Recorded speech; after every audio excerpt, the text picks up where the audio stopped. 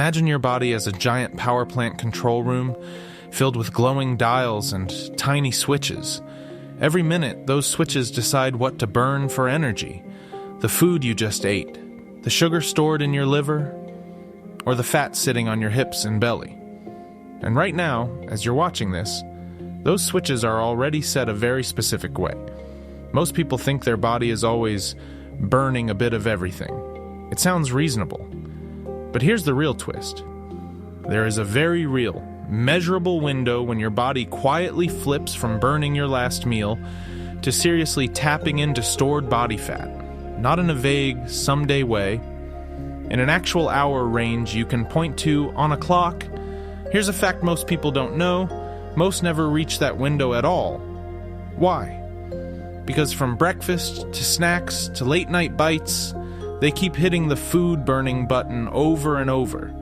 It's like a power plant that keeps getting fresh fuel dumped at the door, so it never needs to walk back into the warehouse and use the huge, fat storage room in the back.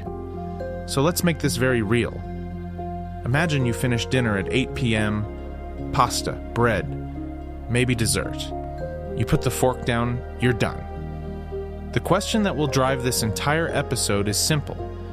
At what exact time tomorrow are you finally burning mostly body fat, instead of last night's pasta and sugar still floating through your system? Is it midnight? 3 a.m.? Not until lunch the next day, or even later? The frightening truth is that for some people, that true fat-burning moment might not arrive until 14, 16, even 18 hours after the last bite, depending on how they eat and how their hormones behave. Think of it like a 3-stage fuel system. First, your body burns the food directly in your bloodstream. Then it starts draining the liver's sugar storage, called glycogen. Only when that tank starts running low does the control room really turn up the dial on body fat. Insulin, glucagon, adrenaline, even growth hormone are all in that room, arguing over which fuel to use. You've probably heard claims like, you start burning fat after 12 hours, or you need a full 24-hour fast. It may sound simple, but it's like saying every car gets the same gas mileage. In reality, liver glycogen size, insulin sensitivity, your usual sugar intake, and even your daily activity change the exact hour that switch flips. And here's the scary part. If your insulin stays elevated from frequent eating, your body can stay locked in food-burning mode all day, every day. You can feel hungry, tired, and frustrated, and still barely touch your deeper fat stores. But here's the hope. Once you understand the timeline, you can design your evenings and mornings so that your power plant finally walks into that fat warehouse. In the next section, we'll walk through that 8 p.m. dinner, hour by hour, until the fat-burning switch finally clicks on. So let's zoom out and look at why your body almost never gets the chance to walk into that fat warehouse in the first place. Because if you feel like you're doing everything right and still not losing fat, here's the real twist. Your metabolism is probably trapped in food-burning mode almost 24/7. Think of it like a strict fuel hierarchy. Your body is polite. It always burns what just arrived first. Step 1. The food you just ate. Step 2. Stored glycogen, which is basically your sugar savings account in your liver and muscles. Step 3. Only after those are low enough is your deeper body fat. It's like a household that always spends today's paycheck before even thinking about touching savings. As long as the paycheck keeps coming in, the savings account just sits there. Now overlay that with the typical modern day. You wake up and eat breakfast. A couple of hours later, a snack. Then lunch, afternoon coffee with sugar or a flavored drink, maybe another snack to push through that 3 p.m. crash, dinner, then something sweet while you watch a show. Does that sound familiar? Every one of those hits sends fresh fuel into your system and raises insulin, the hormone that tells your cells, we have food, stop burning stored fat. Here's a fact most people don't know. Even a small snack can be enough to bump insulin and refill glycogen, just enough to delay that fat-burning switch for several more hours. So you feel normal. You feel like you're just managing cravings and keeping your energy up. But metabolically, your body is stuck burning incoming food and stored sugar over and over again. Imagine your metabolism as a car engine at a red light. It should idle calmly, using just enough fuel to keep things running.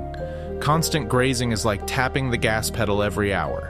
The engine revs, then revs again, then again. It feels fine in the moment, no warning light, no alarm, but under the hood, it never gets to cool down or shift into a more efficient mode. The scary part is how silent this trap is. There's no signal in your blood that pops up and says, "You haven't been in real fat-burning mode for weeks." Instead, you just notice creeping weight gain, tighter clothes, maybe higher blood pressure at your checkup, more afternoon crashes, and stronger sugar cravings. Over time, this constant food-burning state raises the risk of insulin resistance, where your cells stop listening to insulin clearly, making fat loss even harder. But here's the hope. Your schedule is not fixed.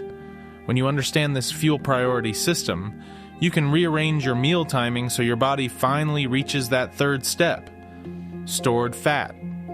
In the next part, we'll walk through that evening meal, hour by hour, and pinpoint the exact window when your blood chemistry quietly shifts and fat burning truly begins. And there's one moment in that timeline almost nobody talks about, but it changes everything. To really see that hidden moment when your body flips from burning food to burning body fat, you first need to understand the fuel hierarchy your cells follow every single day. It's not random. There is a clear order. What you just ate, what you stored as glycogen, and only then your stored fat. Imagine 3 fuel tanks on a dashboard in front of you.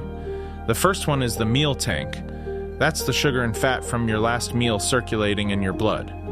The second is the glycogen tank, which is basically stored sugar.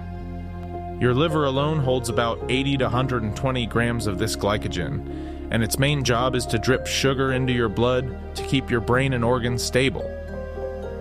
The third is the fat tank, all those long-term energy reserves sitting in your fat cells. Here's a fact most people don't know. In the first 3 to 4 hours after a typical mixed meal, your body almost refuses to touch stored body fat. This is called the fed state. Insulin is high because that sugar from your food just hit the bloodstream. Your cells are told, burn this first. So you burn the meal tank and store the overflow as glycogen and, yes, more body fat. In this window, your cravings might calm down and your energy feels steady, but the frightening truth is that nearly all of that energy is coming from what you just ate, not what you want to lose. Then, something quiet starts to shift. Roughly 4 to 16 hours after eating, you move into what's called the post-absorptive state. Your meal tank is basically empty.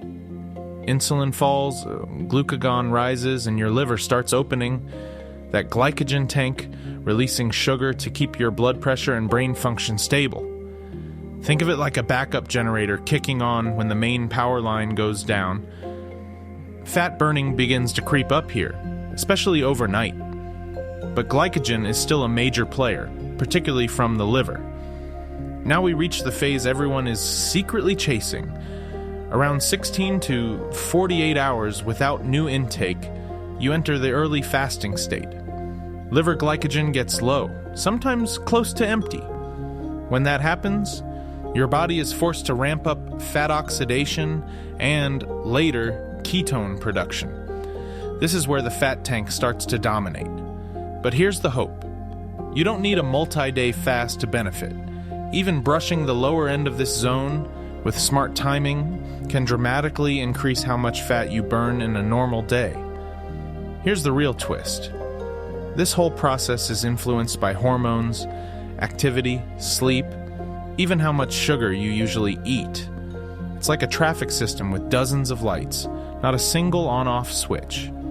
But in the next section, we're going to simplify this chaos into clear hour ranges and real-life examples, so you can predict, almost to the hour, when your own dashboard shifts from glycogen-dominant to fat-dominant burning.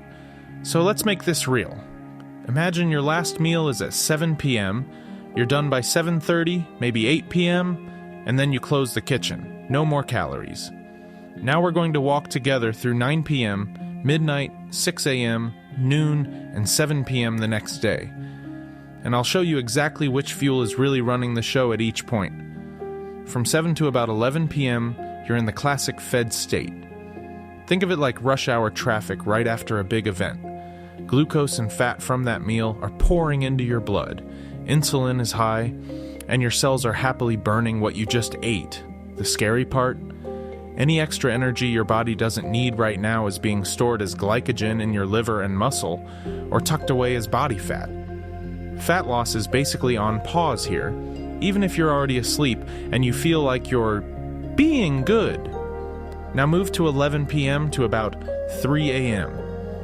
You're not eating, so absorption from the gut is slowing down. Insulin is drifting lower, glucagon is nudging up, and your liver starts to step in as a quiet fuel manager. It begins releasing stored glycogen to keep your blood sugar steady. Here's the real twist. Fat burning is starting to rise in the background, but it's still not the star of the show. You're mostly running on liver glycogen, plus the tail end of that evening meal. From about 3 to 7 a.m., things get more interesting. This 8 to 12 hour window after your last bite is where measurable increases in fat oxidation usually begin for many people. By the time your clock hits 6 to 8 a.m., especially if that last bite was around 8 p.m., your body is finally shifting more meaningfully toward stored fat. It's like your metabolism quietly changes playlists. Less carb hits, more fat-burning tracks. You might still feel normal, maybe even a bit hungry. But under the surface, fat is finally contributing in a serious way. Now imagine you don't eat breakfast. From 7 a.m. to 7 p.m. the next day, liver glycogen keeps falling, and your body has no choice but to lean harder on stored fat. By mid to late morning and into the afternoon, especially if you're lightly active, walking, working, moving around, stored body fat becomes a major fuel source. Here's a fact most people don't know. You don't have to be starving for this to happen. You just have to stay out of the fed state long enough. This is why simple rules like fat burning starts at 12 hours or you must fast 24 hours miss the point.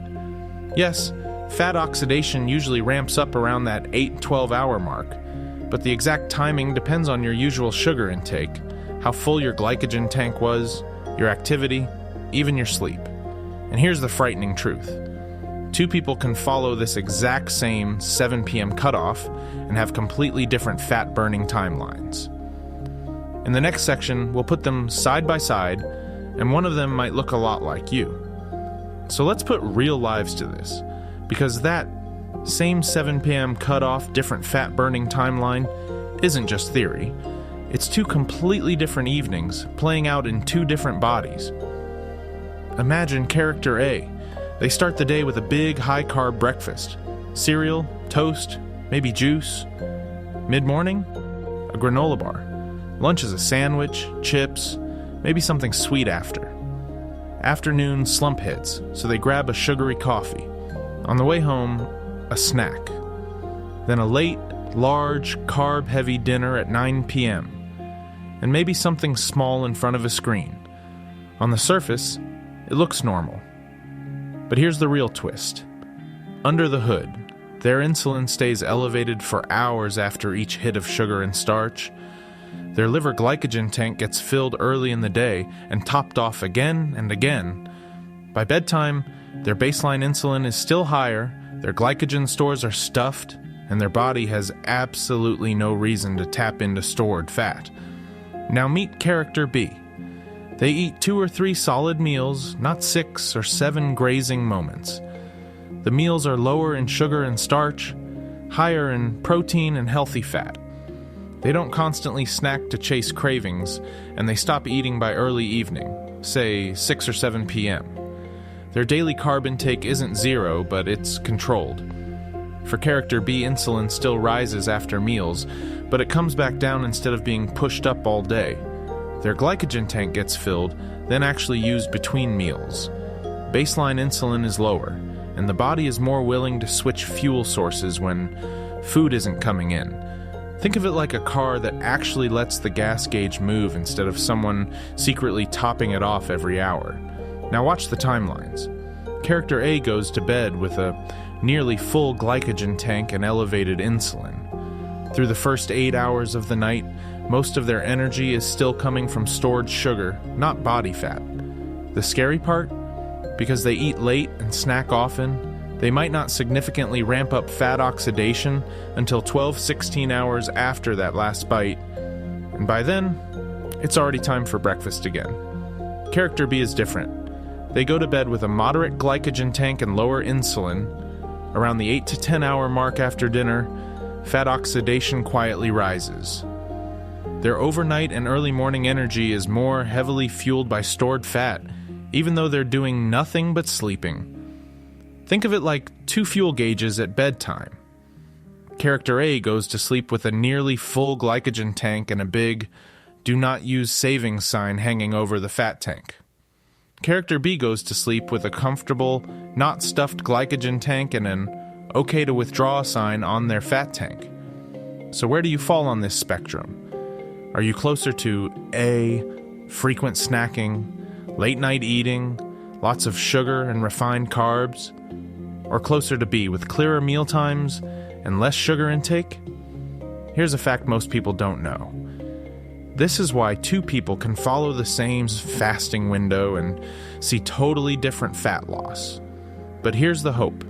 You can shift your timeline, and in the next section, we'll zoom in on the real finger on the switch. Hormones like insulin, glucagon, adrenaline, and growth hormone that decide exactly when your body is finally allowed to burn its own fat. Those hormones you just heard me tease? They're not background noise. They're the actual fingers on the switch that decide, moment by moment, whether you're burning the food you just ate or the fat you're trying to lose. Imagine a control room inside your body. On the main panel, there's a big, bright dial labeled insulin. When you eat, especially a meal high in sugar or refined carbs, that insulin dial cranks up. Insulin's job is simple but powerful. Move sugar out of your blood and into your cells, lower your blood sugar, and store the extra as glycogen and body fat. But here's the real twist. Insulin is not just a storage hormone. It's also a blocking hormone. When that insulin dial is high, another lever on the panel is forced down, the fat access lever. At the level of your fat cells, insulin walks over to a key enzyme called hormone-sensitive lipase, or HSL, and basically puts handcuffs on it. HSL's job is to break stored triglycerides into free fatty acids so they can leave the fat cell and be burned for energy. With insulin elevated, HSL is shut down, the doors of the fat cell stay closed, and your body is told very clearly, use the food, do not touch the fat. So when does that change? As the hours pass after a meal and your intake stops, insulin slowly falls. Here's a fact most people don't know. You don't need insulin to hit 0. It just has to drop below a personal threshold. Once it's low enough, its grip on HSL loosens. At the same time, insulin's quieter counterpart, glucagon, starts to rise. Think of it like a seesaw on that control board. Insulin down, glucagon up. Glucagon taps your liver and says, release some stored glycogen. Keep blood sugar steady. In the first part of the night or between meals, most of your energy still comes from that liver glycogen. But as those stores are used, glucagon also supports a gradual shift toward burning more fat. Now, AH cell can flip on, fat cells crack open their doors, and free fatty acids start flowing into your bloodstream to be burned by your muscles, heart, and even your kidneys. Supporting hormones step in too. During exercise or stress, adrenaline and noradrenaline hit that control panel and shove the fat access lever even higher, directly stimulating HSL and fat release. During deep sleep and fasting, growth hormone rises, nudging your body toward fat use while helping protect your muscle. So what's the exact moment the switch flips? In practical terms, it's when insulin has fallen enough, liver glycogen is being tapped, and HSL is no longer blocked. For many people, that's roughly 8 to 12 hours after the last meal. But it can be earlier if your usual sugar intake is low, or much later if your insulin and glycogen are constantly high. Now, here's the frightening truth. Most modern eating patterns never give that control room a chance to pull the fat access lever fully. But here's the hope. You can hack the panel. What happens if you layer exercise on top of this hormonal mix? Can you force that switch earlier and burn more fat even while liver glycogen is still available? It's like flooring the gas pedal on a hybrid engine. In the next section, we'll break down exactly how movement changes the timeline and how to use it on purpose. So let's finally layer movement on top of this fuel hierarchy, because muscles are where the story gets exciting. Every time a muscle fiber contracts, it's like flipping on a high-powered vacuum for fuel. It can pull in glucose and fat, and here's the real twist. Active muscle can drag glucose out of the blood even when insulin is relatively low, using its own built-in transport system. Think of it like opening an emergency door on a crowded train. Insulin is usually the ticket checker that lets glucose into cells. During exercise, your muscles say, "We don't have time for tickets," and open extra doors. The result?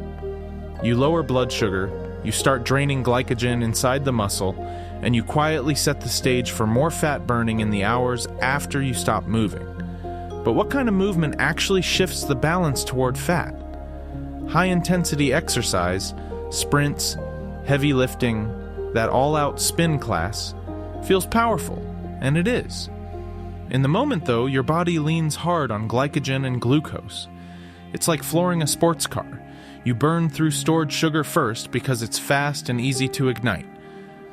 You still use some fat, but the ratio is tilted toward carbs, especially if insulin is already elevated from a recent meal.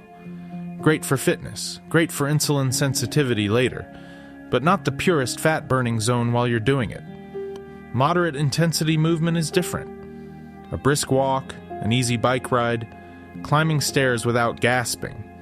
These live in a range where your muscles can rely on a much higher proportion of fat, particularly when insulin is low.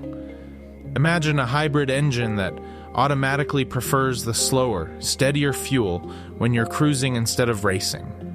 That's your metabolism on a walk. Now picture this timeline. You finish dinner at 8 p.m., no late-night snacks, just water or tea. By 7 a.m., you're about 11 hours into an overnight fast. Insulin has drifted down, liver glycogen is starting to be tapped, and your body is sliding out of the pure, fed state. You step outside for a 30-45 minute brisk walk. What happens? That gentle contraction of thousands of muscle fibers increases energy demand, pulls more glucose out of your blood without needing much insulin, and speeds up glycogen use inside those muscles. Here's a fact most people don't know.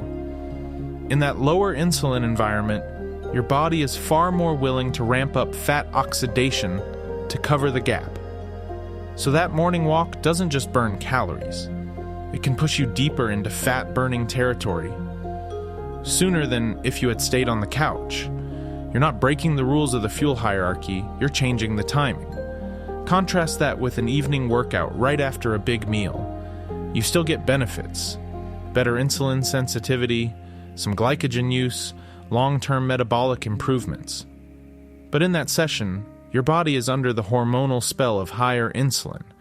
It will prioritize burning the sugar and fat you just ate, almost like your system is saying, "Let's clear out today's intake before we touch the storage room."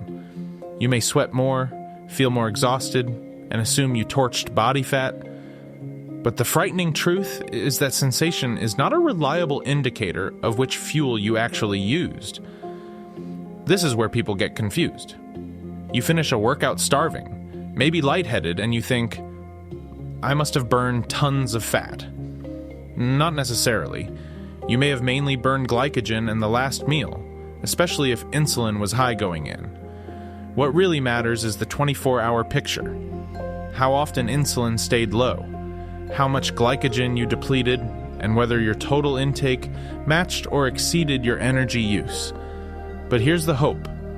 Regular movement, both high intensity and moderate, gradually improves insulin sensitivity and keeps your glycogen tanks from staying perpetually full. Over weeks, that means your body can flip into fat-burning mode earlier in a fast and stay there longer, even on days you skip the gym. It's like quietly resetting the thermostat on your metabolism. So we've talked about the levers: insulin, glycogen, movement. In the next section, we're going inside your body for a very different view. What actually happens in the first 24 to 48 hours when you stop eating or simply stretch that overnight fast?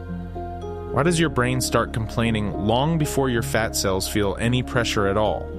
Stay with me, because that internal timeline might change how you think about hunger forever. So let's zoom in on those first 48 hours, because this is where your experience and your biology tell two very different stories. In the first 8 to 12 hours after your last meal, you might feel those familiar waves. A little stomach growl, a late-night urge to open the fridge, maybe some irritability when you skip your usual snack. It feels like an emergency. But most of that is habit and brain wiring, not a true fuel crisis. Your cells are not out of energy. They're just used to constant intake. Here's the real twist. Under the surface, things are already shifting. Insulin, the storage hormone, is quietly drifting down.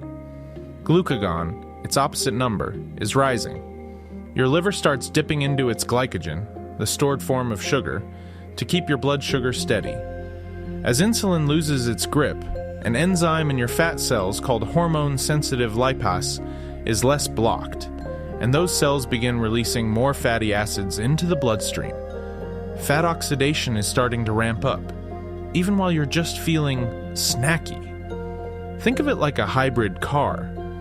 At first, you're still mostly running on the gas tank of your last meal and liver glycogen. But the electric motor, your fat-burning system, is humming a little louder every hour insulin stays low.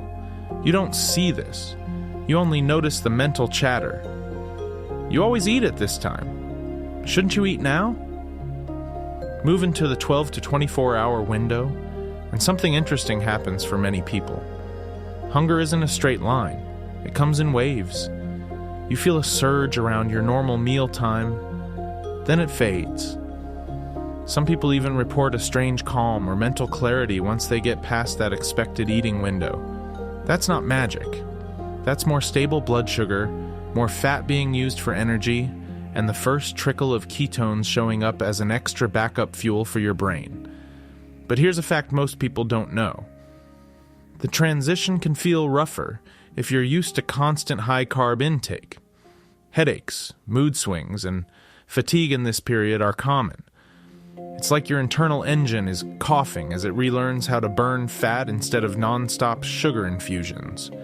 The frightening truth is, if you never give your body this gap, that fat-burning machinery stays weak.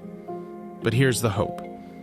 Just like caffeine withdrawal, the discomfort usually spikes early, then drops as your rhythm resets. And you don't need a 3-day water fast to benefit.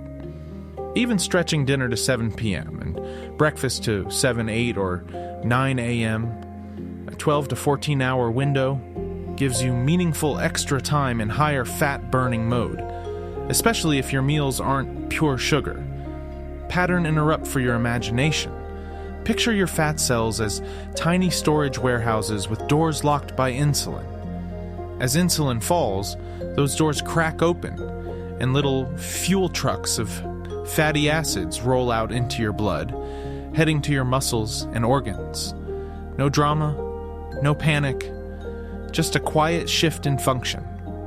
In the next section, we'll push past this early phase and Look at when fat burning and ketone production really accelerate, and how to tap into that without wrecking your lifestyle. So now you know those fuel trucks of fat are ready to roll when insulin drops. But here's the real twist. Are you ever actually giving your body a long enough, quiet enough road for those trucks to really move? Or are you unknowingly throwing tiny roadblocks in the way all day and all night? Be honest with yourself for a second. Do you have a healthy late-night yogurt, a few nuts, or a protein bar at 10 or 11 p.m.? A splash of cream and sugar in your morning coffee the second you wake up? A handful of chips while you cook dinner, or a glass of juice? Because it's natural?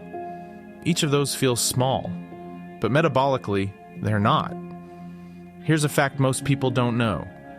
Your body doesn't wait for a big meal to react. Even a modest hit of calories, especially from sugar or refined starch, can nudge insulin up, refill liver glycogen just a little, and interrupt that beautiful downward insulin curve you need for real fat burning. Think of it like you're slowly draining a battery overnight, and every snack is a quick plug back into the wall, just enough to stop the drain. Now layer timing on top of that. Imagine you eat dinner at 9 p.m., snack at 10:30, and then have breakfast at 7 a.m. On paper, you might think, I went almost 9 hours without food. In reality, digestion from that late dinner and snack can keep you in the fed or early post-absorptive state well past midnight. Then breakfast shows up and slams the door on deeper fat use. The frightening truth is that many people spend almost all 24 hours dealing with incoming energy and almost no time tapping stored fat. Diet composition quietly pushes this even further. High carb, low protein, low fiber meals are digested fast, spike insulin higher, and crash your blood sugar sooner. That crash drives cravings, so you reach for food again, which raises insulin again. It's like riding a roller coaster of energy intake that never lets your body settle into a calm, fat-accessible state. But here's the hope. You do not need extreme fasting or obsessive calorie counting to change this. You need better windows. That can mean moving your last meal earlier by even 60-90 minutes, cutting the automatic evening snack, and choosing meals with more protein and fiber and less added sugar so you stay satisfied longer. A simple walk or light movement in the morning can help your muscles pull in more fuel, encouraging your body to lean on fat a little sooner. In the next section, I'm going to ask you to actually predict your own fat-burning start time based on your routine. When, hour by hour, do you think your switch finally flips? Stay with me, because we're about to turn this from theory into a personal experiment you can track in your own body. So let's turn the spotlight on you, not the textbook human body, your body. If there really is a quiet hour when you stop burning your last meal and start seriously tapping into stored fat, when do you think that happens in your day? First, do a quick self-audit with me. Think back to yesterday. What time did you take your very last bite of anything with calories? Not the official dinner you tell people about. The real last bite. That spoon of ice cream. That handful of chips. That it's just a splash of milk in your tea. Then, what time did you eat or drink your first calories this morning? Coffee with sugar or cream counts. Juice counts. That healthy smoothie definitely counts. Now, in between those two times, how many moments of intake were there? A late night snack? A sweet drink? A protein bar? Be brutally honest, but without judgment. This isn't about shame, it's about data. You're mapping the terrain your hormones have to navigate before they can safely flip that fat-burning switch. Here's the real twist. Your body doesn't wait for a calendar day. It responds to gaps. If you usually finish eating at 10 p.m. and have your first calories at 7 a.m., that's only a 9-hour window. Knowing what you've learned, when do you think your meaningful fat burning actually starts after that last bite? 8 hours? 10 hours? 14? Imagine writing your best guess in the comments. Last food at 10 p.m., first calories at 7 a.m.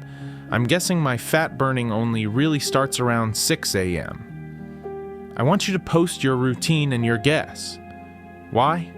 Because when you see it written out, you suddenly realize how little time your body may actually spend in that deeper fat-burning zone. And here's a fact most people don't know. Even shifting that window by a couple of hours can change how much stored fat you tap into over weeks. So here's a simple challenge. Pick 1 or 2 days in the next week. On those days, stop eating 2 to 3 hours earlier than you normally do. If you usually go until 10 p.m., draw a line at 7 or 8 p.m. No late night snacks, just water, herbal tea, or black coffee. Then the next morning, before you even check your phone, check in with your body. How's your energy? Are your cravings different? Is your hunger sharper but cleaner? Or are you surprisingly steady?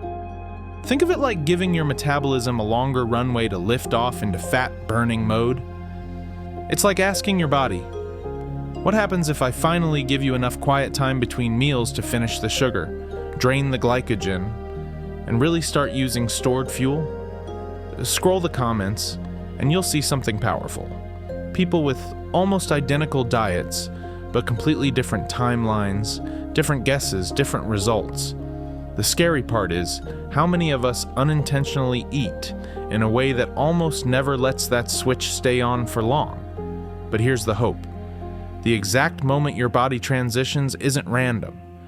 You can move it earlier with meal timing, meal composition, and even light movement after eating. In the next section, we're going to zoom out and ask a bigger question. What happens if you don't just hit that fat-burning window once, but you reach it day after day, week after week? How much can that reshape your metabolism, your body composition, and even how you age? Stay with me, because the long-term picture is where this gets truly shocking. So let's zoom out. You've seen how the switch flips in a single night, but here's the real twist. When you repeat that switch day after day, you're not just burning a little extra fat, you're quietly rewiring your metabolism. Remember the core idea. There is a real physiological moment when your body stops living off the last meal and stored glycogen and starts leaning harder on stored body fat. For many people, that ramp up begins roughly 8 to 12 hours after the last bite. Not magic. Hormones, insulin drifting down, glycogen and adrenaline nudging fat out of storage, cells choosing a different fuel, and it's heavily shaped by your habits. Think of it like a daily window. The earlier you reach it, and the longer you stay there, the more time your body spends actually tapping into fat instead of just recycling yesterday's sugar. Meal timing, especially that last meal, is a major lever. A heavy, late-night dinner keeps insulin and blood sugar higher for longer, pushing the fat-burning switch later into the next day. Snacking every hour does the same thing. Each snack is like tapping the brakes on fat use. Diet composition matters too.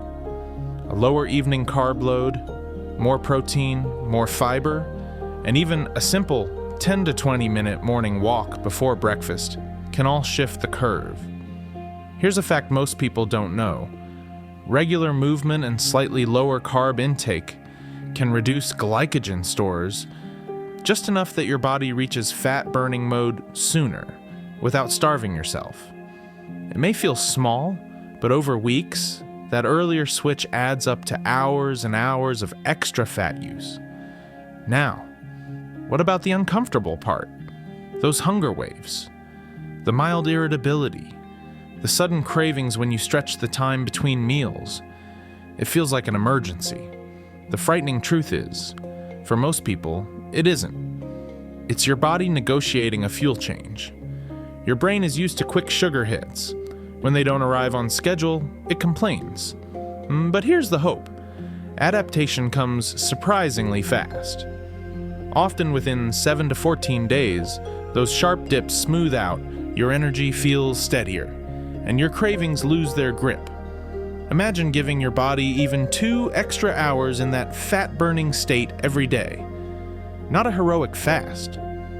Just a little more space between the last bite at night and the first bite in the morning, fewer random snacks, and a short walk to nudge your muscles to burn what's already stored.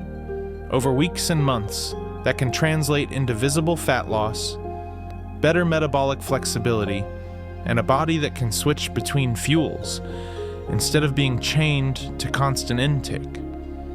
Pattern interrupt for you. Instead of asking, "What diet should I follow for the next year?" ask, "What's one lever I can pull for the next 7 to 14 days?" Maybe it's moving your last meal 60 minutes earlier. Maybe it's cutting evening snacks so your kidneys, liver, and fat cells all get a quieter night. Maybe it's a lower carb, higher protein lunch so you're not hunting sugar by 3 p.m. Maybe it's that 15-minute walk before breakfast to tell your system, use what's on board first. Pick one. Commit to it.